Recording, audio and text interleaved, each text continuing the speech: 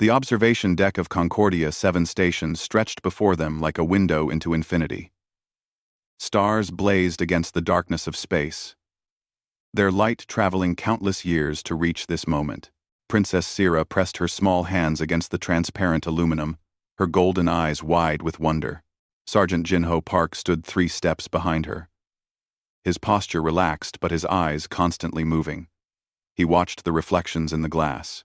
He watched the entrance. He watched every shadow and every person who came near. This was his job. This was his purpose. Sarah turned and signed to him with her small hands. She had learned the human gestures quickly over the past 6 months. Jinho, which star is Earth? He smiled and pointed to a distant point of light. His fingers moved in smooth patterns. That one. Very far. Takes many years to travel there. The little Calrith princess had violet skin that shimmered slightly in the starlight. Her people were warriors.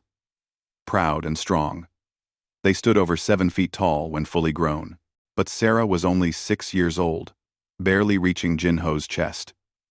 She wore simple robes despite her royal status, preferring comfort over ceremony. Jinho was different from most humans the Calrith had met.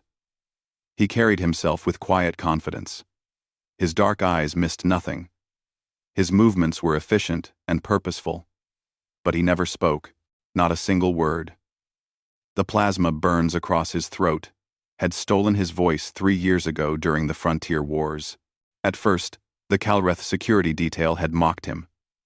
A silent bodyguard seemed like a joke. How could he call for help? How could he give warnings? But Jinho had proven himself in the first week.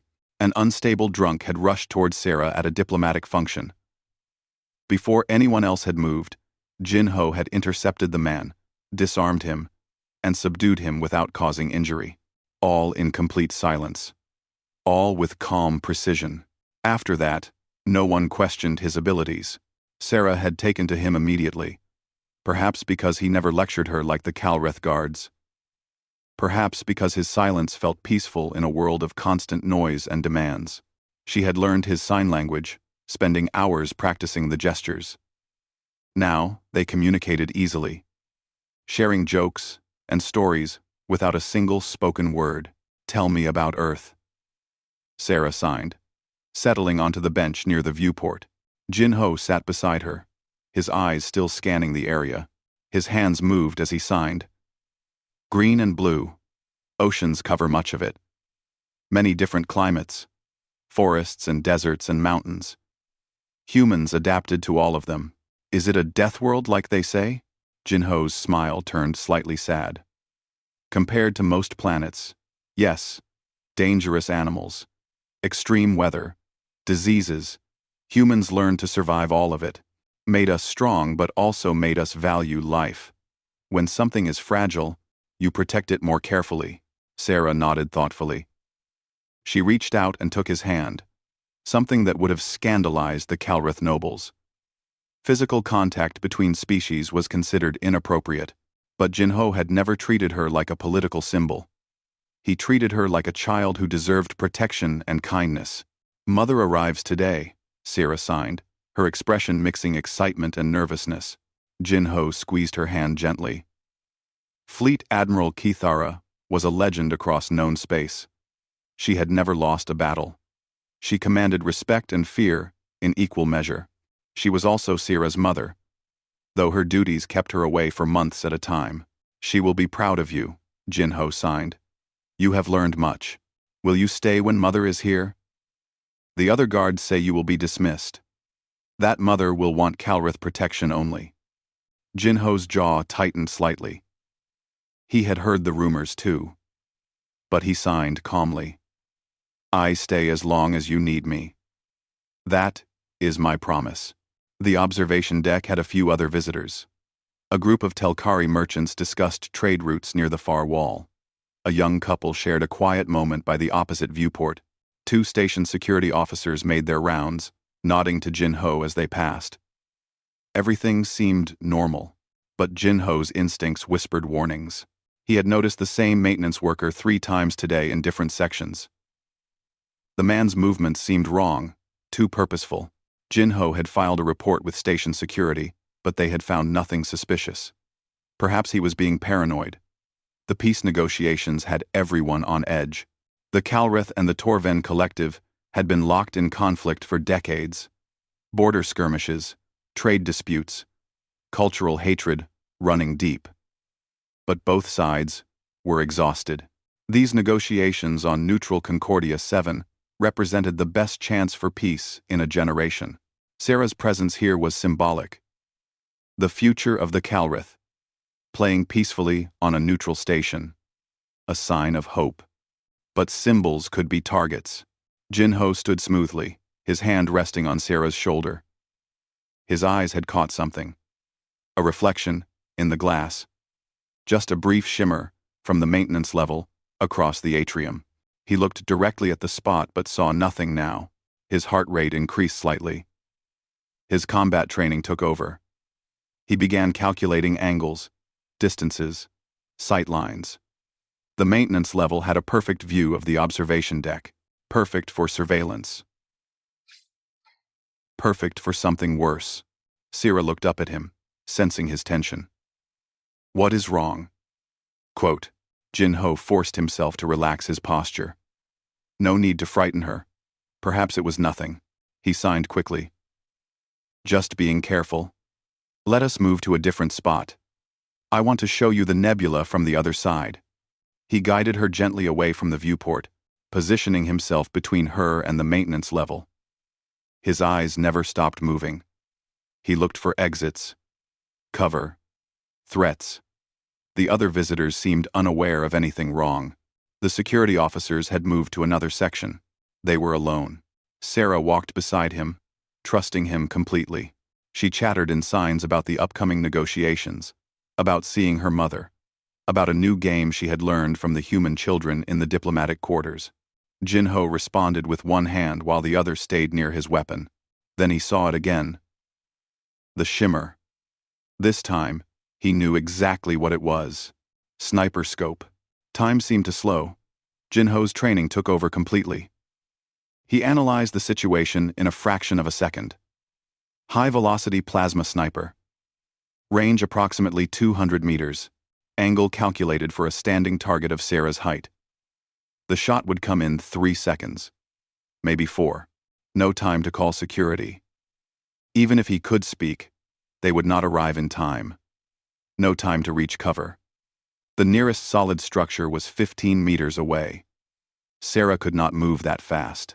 No time for anything except one choice. Jinho moved. He did not think about it. Did not hesitate. Did not consider alternatives. His body knew what to do. He had trained for this moment his entire career.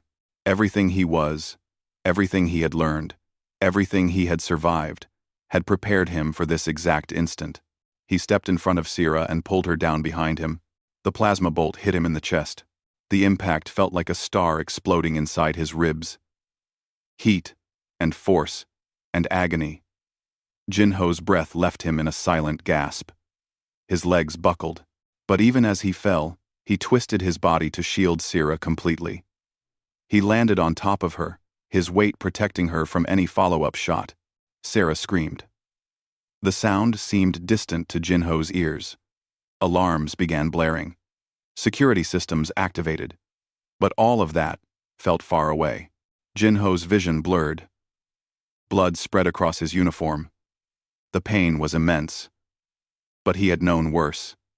He had survived worse. He would survive this too. He had to. Sarah was crying beneath him, her small hands pushing at him. But he kept his body positioned to protect her. His training would not let him move. Not until the threat was neutralized. Not until help arrived. His hand found hers. His fingers moved weakly in the signs she knew. Safe. Mother coming. The world existed in fragments for Jinho. Pain. Pressure. The smell of his own blood. Sira's terrified face beneath him. Alarms screaming. Boots pounding on the deck. He could not move. The plasma bolt had cauterized as it burned through him. But the damage was catastrophic. His chest felt like a collapsed building. Every breath was agony. But he kept breathing, kept his eyes open, kept his body positioned over Sarah. Station security arrived first. Jinho heard their shouts, felt hands trying to pull him away. He resisted weakly. Not safe yet. Sniper could still be out there. Second shot possible. He had to protect her. Sir, we need to move you. Medical is on the way. Jinho's hand gripped the security officer's wrist. His eyes locked onto the man's face. He could not speak, could barely move. But his message was clear. Protect the princess. Find the shooter. The officer understood. Only then did Jinho allow them to roll him off Sarah. The little princess immediately crawled to his side, her violet skin streaked with his blood. She was crying, her hands frantically signing. Do not die. Please do not die. Jinho, please. He tried to smile. Tried to sign back that he would be fine. But his hands would not cooperate. His vision was darkening at the edges. He could feel his life bleeding out onto the cold deck. More security poured into the observation deck. They formed a protective circle around Sarah and Jinho. Station lockdown protocols activated. Blast doors sealed. Every entrance and exit secured. But the shooter was already gone. Medical teams rushed in with emergency equipment.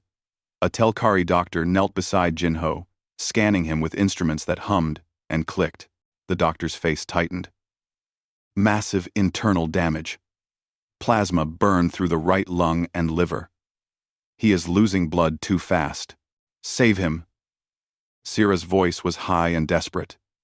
She had switched from signing to speaking, her accent thick with emotion. You must save him.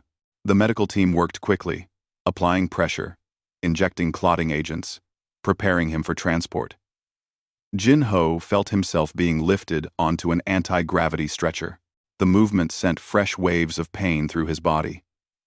He gasped silently, his back arching. Sarah grabbed his hand.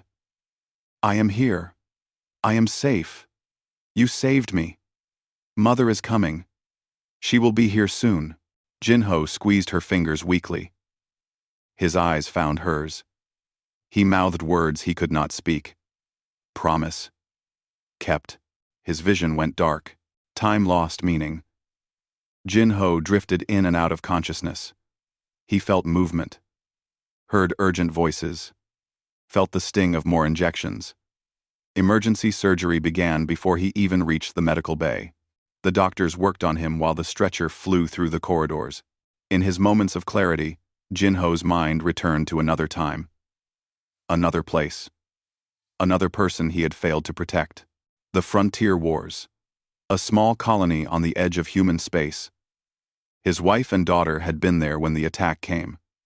Jinho had been off-world. Part of a security detail. He had received the message too late.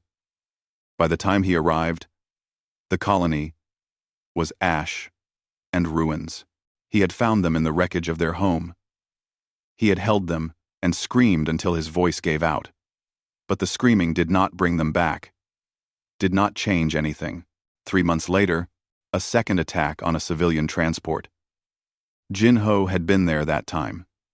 Had fought to protect the passengers. A plasma grenade had exploded near him. He had survived, but the burns destroyed his vocal cords. He would never speak again. Never scream again. Never say goodbye. But he had learned something in that silence. Words failed anyway. Action mattered. Protection mattered. Being there, when it counted. Sarah had given him that purpose again. A child to protect. A reason to stand guard. A chance at redemption. And he had succeeded. She was alive. That was all that mattered. The medical bay doors opened. Jinho felt himself being transferred to a surgical table. Bright lights. The smell of antiseptic. Doctors in sterile gear. Moving around him with practiced efficiency. Prep him for emergency regeneration surgery. We need to stabilize the chest cavity and replace the damaged lung tissue. Get me 4 units of synthetic blood. Contact the Calreth delegation. They need to know their security officer is critical. Admiral Kithara's ship just dropped from hyperspace. 3 minutes. Jinho's mind latched onto that number. He had to survive 3 minutes. Just 3 minutes, until Sarah's mother arrived. Until the Admiral could take over protection. Until his promise was truly kept. The anesthesia began flowing into his veins. Jinho fought it weakly. Not yet. Had to stay awake. Had to make sure Sarah was safe, but his body betrayed him. The darkness pulled him under. His last conscious thought was a prayer to a universe that had never answered him before. Let the child live. Let her grow up safe. Let this mean something. Then nothing. Somewhere above him, beyond his awareness, time continued. Security footage was being reviewed. The sniper's position identified. Trajectory analyzed. The shot had been perfect, calculated to kill instantly. Aimed directly at where Sarah's heart would have been. Jinho had intercepted it with his own body. The bolt meant for a child had struck a soldier instead.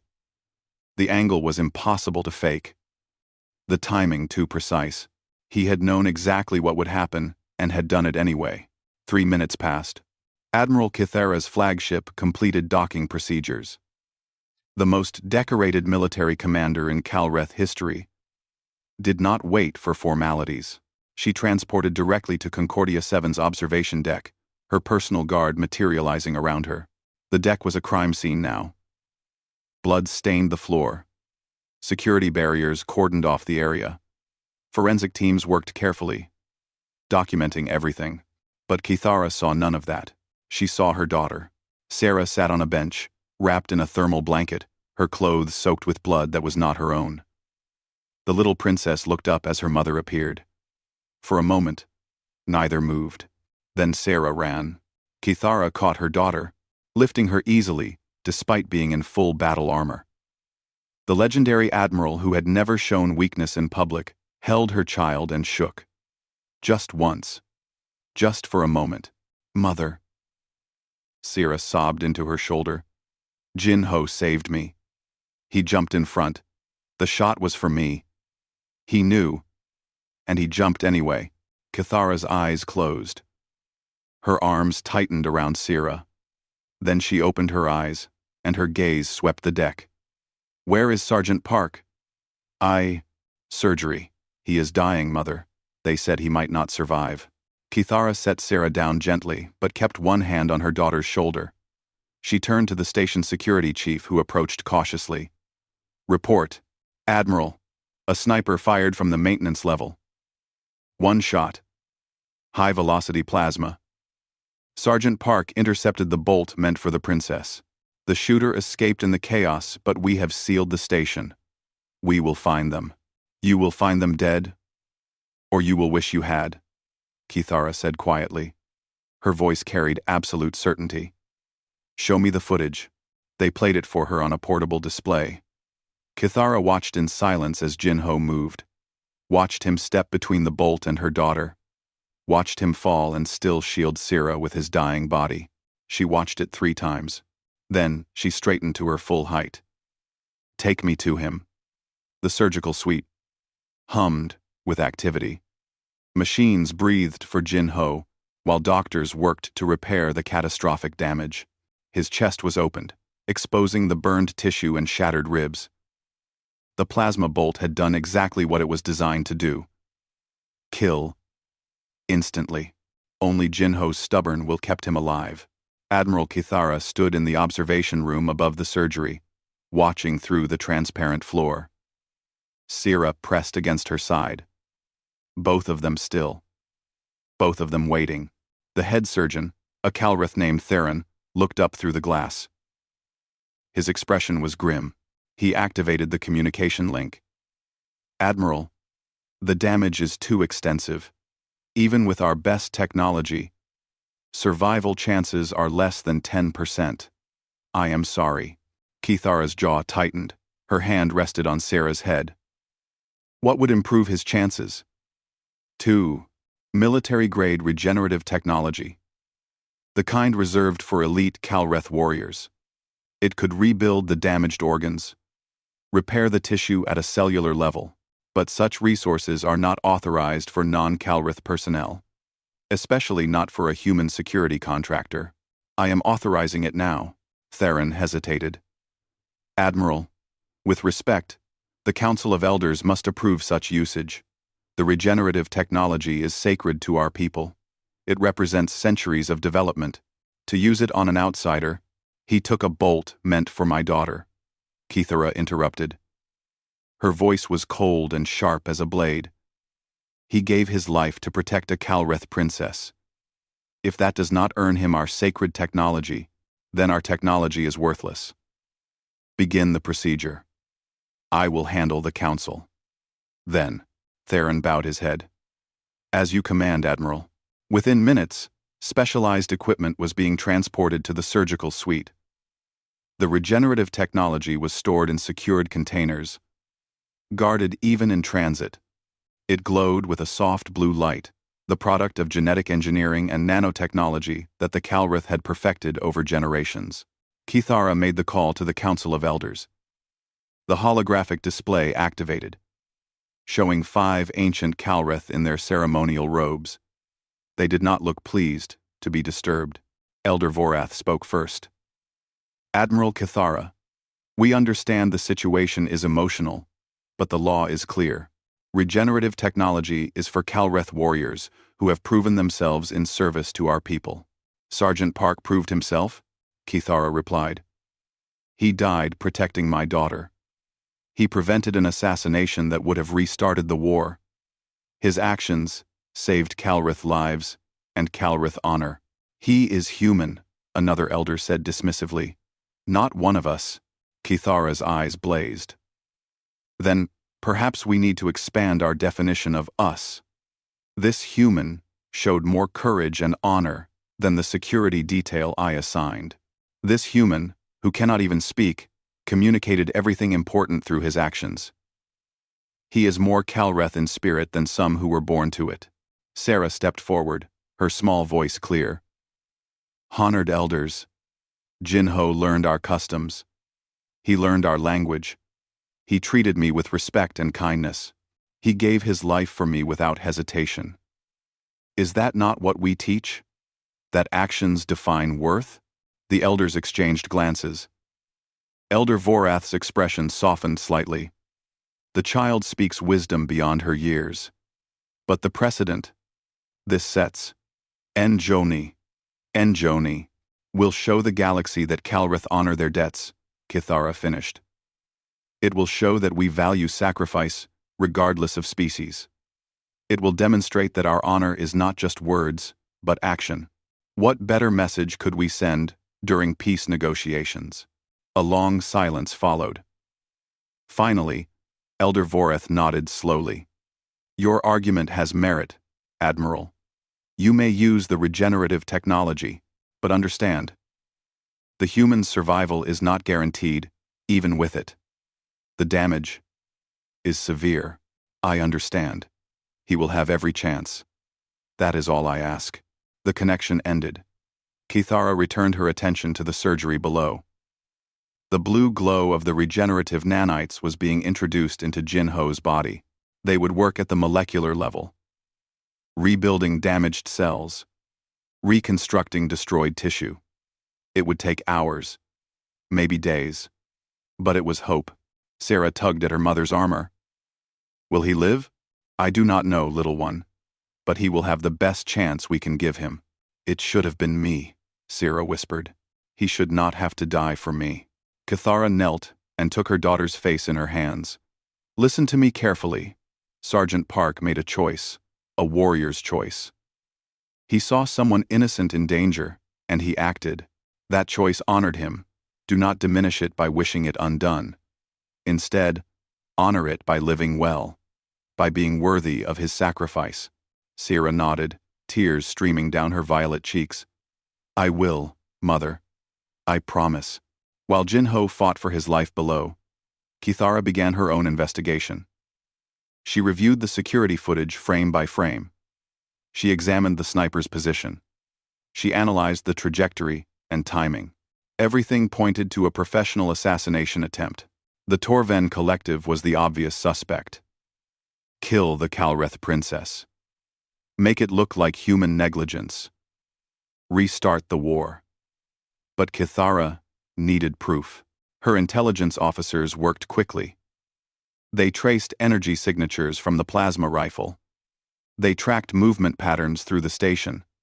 Within 2 hours, they had identified the shooter, a Torven Special Forces operative named Krell.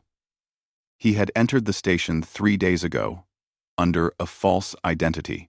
Station security found him trying to escape on a cargo ship. He resisted arrest. He did not survive the encounter, but his personal computer did.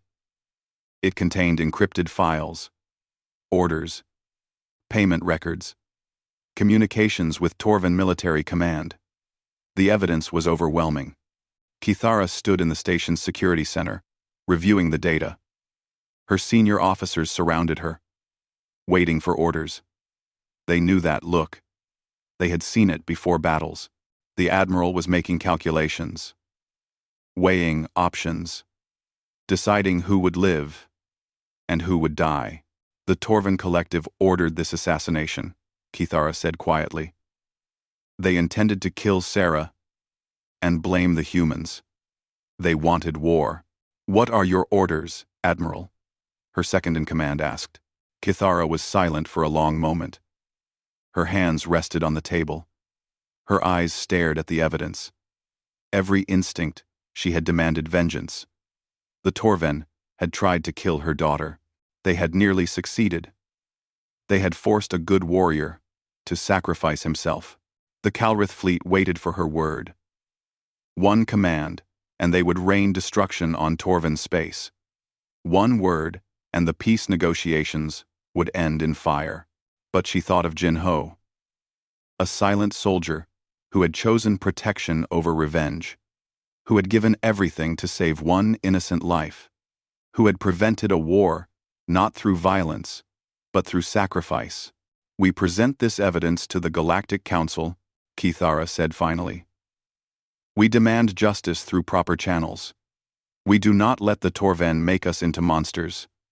We honor Sergeant Park's sacrifice by choosing peace. Her officers looked shocked. Some seemed disappointed, but none questioned her. However, Kithara continued, her voice turning cold, make it very clear to the Torven delegation. If they do not cooperate fully, if they do not hand over everyone involved, if they show even a hint of defiance, then we will show them why I have never lost a battle. Are we understood? Yes, Admiral. Kithara returned to the medical bay. 3 days passed. Jin-Ho remained unconscious, his body fighting to heal.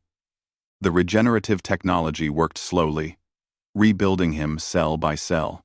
His vital signs stabilized, then improved. The doctors began to hope. This loaf. There. This loaf. The doctors. The doctors. The doctors. Sarah never left. She slept in a chair beside his bed. She held his hand. She signed to him, even though he could not see. She told him stories about the peace negotiations, about her mother's decision to pursue justice instead of war, about how he had changed everything. On the 4th day, Jin-Ho's eyes opened. The first thing Jin-Ho saw was Sarah's sleeping face. She was curled in a chair beside his bed, her small hand resting on his. Her violet skin looked pale, dark circles under her eyes. She had been crying recently. The tear tracks were still visible. Jin-Ho tried to move and immediately regretted it.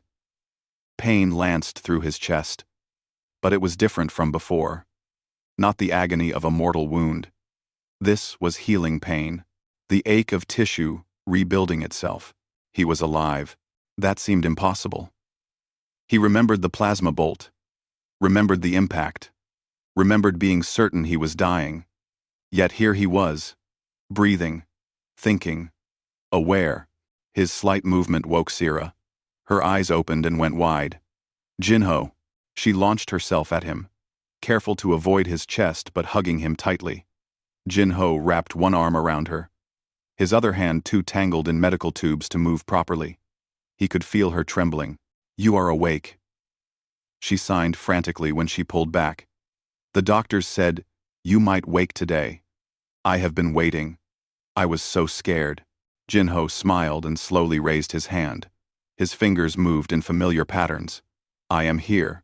You are safe. That is what matters. You died for me. I lived for you." He signed back. "There is a difference." Sarah laughed and cried at the same time. She pressed the call button for the medical staff.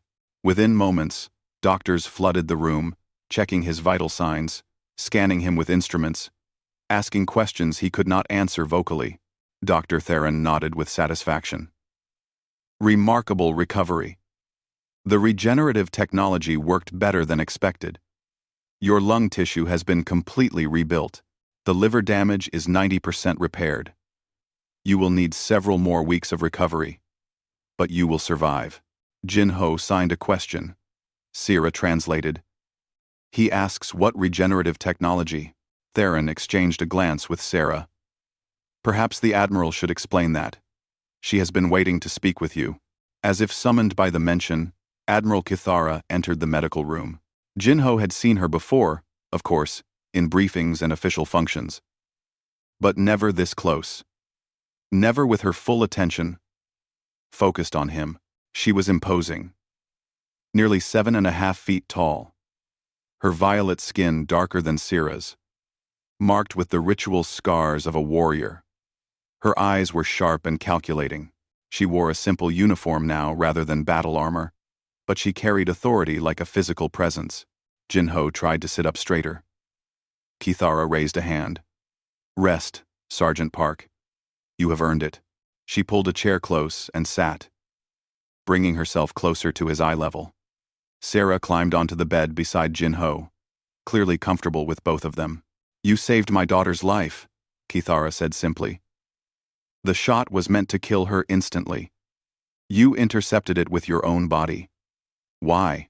Jinho's hands moved slowly, his strength still limited. It was my job. Your job was to call for help, to get her to safety, not to die for her. No time for anything else. The shot was coming. I was there. Simple choice. Kithara leaned forward. Simple choice. You speak as if sacrificing yourself is simple. Jinho's expression turned sad. His hands moved more carefully now. I lost my family years ago. Could not protect them. Was not there when it mattered. Sarah gave me a second chance. To protect someone. To matter. I would make the same choice again. To Sidon Tess. Sarah grabbed his hand and held it tightly. Kithara watched this exchange in silence. Then, she nodded slowly. I used Calreth military technology to save you. Regenerative medicine that we normally reserve for our own elite warriors. Some of my people questioned this choice. They said, you were not Calreth. Not one of us. Jinho started to sign a response, but Kithara continued. I told them they were wrong. You showed more Calreth honor than warriors born to it. You protected the innocent without hesitation. You sacrificed without expectation of reward. You communicated everything important through action rather than empty words. These are the values we claim to hold. You lived them. She reached into her uniform and pulled out a small object. It was a medal, silver and blue, marked with Calreth symbols. This is the Star of Valor. It is our highest honor for protecting Calreth lives. Only 37 beings have ever received it in 2,000 years of our history. You are the 38th, and the first human. Jinho stared at the medal. His hands moved slowly. I do not need recognition. Sarah, being alive, is enough. I know, Kithara said. That is exactly why you deserve it. She pinned the medal carefully to his medical gown. You have also been granted full Calreth citizenship, if you choose to accept it. And I have a request. Jinho waited. Sierra refuses to accept any other guardian. She wants you to continue as her protector. I want this too. You have proven yourself beyond any doubt. Will you accept permanent assignment to protect my daughter? Jinho looked at Sarah. The little princess was watching him with hopeful eyes. He thought about his empty life before, the purposeless existence, the weight of old failures. Then he thought about teaching Sira to sign, about her laughter when they played games in the diplomatic quarters, about the trust in her eyes when she took his hand. His fingers moved in a simple sign. Yes. Sira hugged him again. Kithara nodded with obvious satisfaction. Good. Now I must tell you something else. The assassination attempt was ordered by the Torvin Collective. They wanted to kill Sira and restart the war. They nearly succeeded. Jinho's expression hardened. The assassin is dead, Kithara continued. But we captured his computer. We have evidence of the plot. I could have used this as justification for war. My fleet was ready. The Torvin would have been destroyed within a month. But, Jinho signed. But you chose protection over revenge. You chose one innocent life over everything else. That made me reconsider my own choices. I presented the evidence to the Galactic Council instead. I demanded justice through proper channels. What happened? The Torvin leadership is cooperating. They are handing over everyone involved in the plot. They are accepting full responsibility. They are offering reparations. Because they know if they do not, I will show them no mercy. Kithara's smile was sharp. Sometimes the threat of violence is more effective than violence itself. Jinho nodded slowly. His hands moved. Peace is better than war. If possible. Not always. But in this case, yes. You helped me see that. A silent soldier taught me something important. Actions speak louder than words. Your choice saved more than just Sira. It saved millions who would have died in the war. Over the following weeks, Jinho recovered steadily. The regenerative technology did its work, rebuilding him from the inside out. He spent his time in physical therapy, regaining his strength. Sarah visited every day, updating him on everything happening with the peace negotiations. The story of the silent soldier had spread throughout the galaxy. Jinho became a symbol. Humanity's protective nature. The willingness to sacrifice for the innocent. Other species began to see humans differently. Not as weak or overly emotional, but as beings with deep capacity for courage. Jinho found this attention uncomfortable. He was just a soldier who had done his job. But Kithara explained the larger picture. Symbols mattered. Stories shaped how species viewed each other. His sacrifice had changed the narrative. Kithara visited often too. At first, officially, checking on his recovery. But gradually their conversations deepened. She asked about his past. He asked about hers. They discovered similarities beneath the surface. Both warriors. Both carrying the weight of command. Both haunted by those they could not save. Kithara shared her own struggles with being absent. How her duty to the Kalreth fleet kept her away from Sira for months at a time. How she feared failing as a mother even while succeeding as an admiral. Jinho told her about his lost family. About the silence that followed. About finding purpose again in protecting Sira. They understood each other in a way few others could. 3 months after the assassination attempt, the peace treaty was signed. Representatives from the Kalreth, the Torvin Collective, and a dozen other species gathered on Concordia 7 for the ceremony. It was the most significant diplomatic achievement in a generation. Jinho stood in the crowd, wearing his new formal uniform. The Kalreth had commissioned it specially, adapting their military style for his human frame. The Star of Valor gleamed on his chest. He still felt uncomfortable with the attention, but he had learned to accept it with quiet grace. Sarah stood beside him, holding his hand. She wore ceremonial robes now, her status as princess, requiring formality for the occasion, but she had insisted Jinho stand with her rather than with the other security personnel. Kithara stood at the main podium, representing the Kalreth.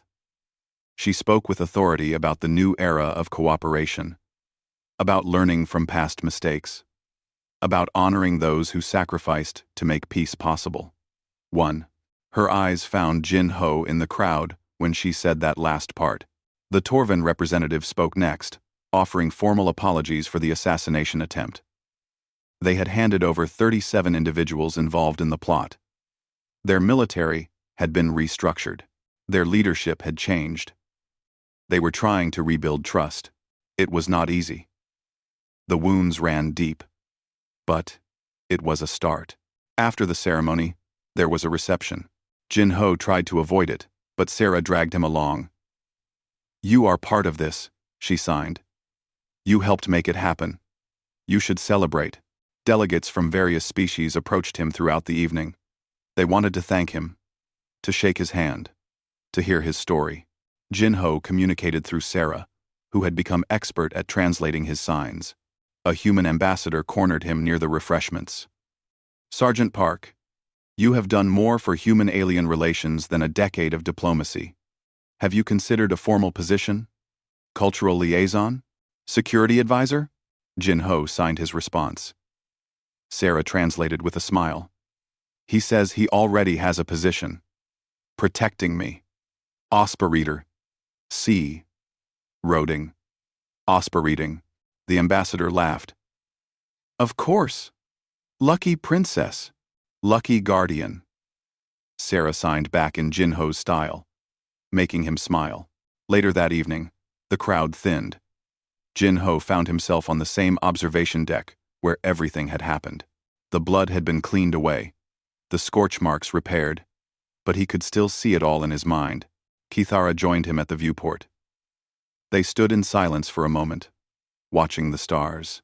"I received new orders today," Kithara said quietly. "The Kalrith fleet is being reorganized for peacetime operations. I will have more flexibility in my assignments. More time on station rather than in deep space." "That is good," Jin-Ho signed. "Sarah will be happy. I will be happy too.